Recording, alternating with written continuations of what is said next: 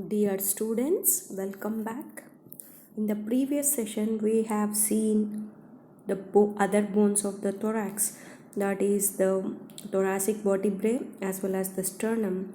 Now we are going to deal with the ribs, the other bones of the thorax. So there are 12 pairs of ribs. There are 12 pairs of ribs on each side, and these are the elastic arches of flat bones, and these are elastic arches of flat bones, and they are numbered from above downwards. They are numbered from above downwards. That means 1 2 3 4 5 6 7 8, like that.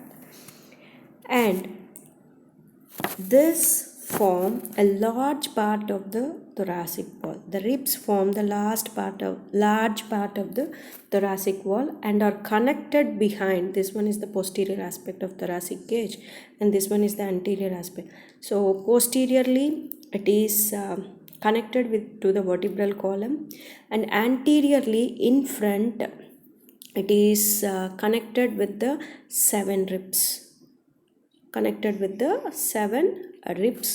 with its costal cartilages, through its costal cartilages, and they form these ribs. So that means, so from anterior to posterior these ribs are getting attached. So these ribs forms the anterior, posterior and lateral walls of bony thoracic cage.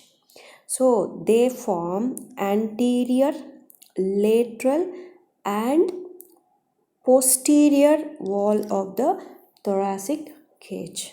Okay, their length increases, each rib. Okay, their length increases, you can see. So first rib is very small, and the next second rib is some larger, third, fourth, fifth, up to seventh rib. The length of the rib is going to increase. The length increases from first to seventh rib, and then it diminishes and decreases, and it is decreases from eighth to remaining. And the ribs lie one over the other. You can see the ribs lie one over the other. So, and it is having some spaces in between the two thoracic vertebrae. You can see here. So, some spaces are present in between the two ribs. These spaces are called as intercostal spaces. These spaces are called as intercostal spaces. The ribs are here obliquely placed. The ribs are obliquely placed. That means they are not straightly placed, so they are obliquely placed. You can see here on the posterior side also, they are very much obliquely placed. So they are obliquely placed, so that the intercostal spaces are deeper in the front when compared to the posterior. So on the anterior aspect, the intercostal spaces are deeper, whereas the posterior, the intercostal spaces are not that much deeper with that of the anterior aspect. Okay, so this is about the general information about ribs, and the breadth of the ribs decreases from above downwards. The breadth of the ribs decreases from above downwards. In the upper 10 ribs, the anterior ends are broader than the posterior ends. Okay, now these ribs are classified into true ribs and false ribs, and the false ribs is further classified into vertebrochondral ribs and floating ribs. So what are true ribs? First to seventh ribs are called as true ribs. First to seventh ribs are called as true ribs because it is attaching, that means they are connected, we can call it as they are connected anteriorly through the costal cartilages with the sternum. So 1 2 3 4 5 6 and 7 ribs are attached to the sternum through its costal cartilages anteriorly, and posteriorly it is attached to the 7 thoracic vertebrae. So these are called as true ribs. Okay, these ribs are also called as vertebrosternal ribs. So it is attaching vertebrae as well as the sternum. So these are called as vertebrosternal ribs. Next, coming to the false ribs, from 8th to 12th are called as false ribs.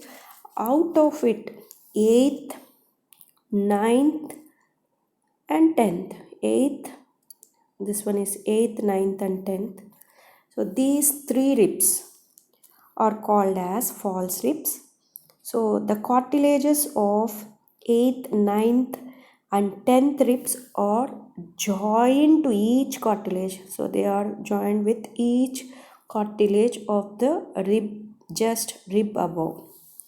Okay, and these are called as false ribs. They are indirectly attaching to the sternum. They are indirectly attaching to the sternum. So they are called as vertebrochondral ribs. Posteriorly, they are attaching with their corresponding thoracic vertebrae.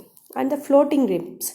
So there is no anterior connection directly or indirectly. So here you can see these are called as vertebral ribs. That means it is having only connection with the T11 and T12 thoracic vertebrae. So they are free at their anterior ends. So at the anterior ends they are free. So they are called as floating ribs. And also these ribs are differentiated into typical and atypical ribs. Typical ribs which presents common features, whereas the atypical ribs present special features. So the atypical ribs are first and second, and 10th, 11th and 12th. 10th, 11th and 12th. So 10th, 11th and 12th, first and second are called as atypical ribs. So what are the atypical? First rib, second rib and also 10th rib. Okay, 10th rib and 11th and 12th ribs are called as atypical ribs. From 3rd to 9th ribs are called as typical ribs. Now in the next video we are going to see the characteristics of a typical rib. Okay, thank you.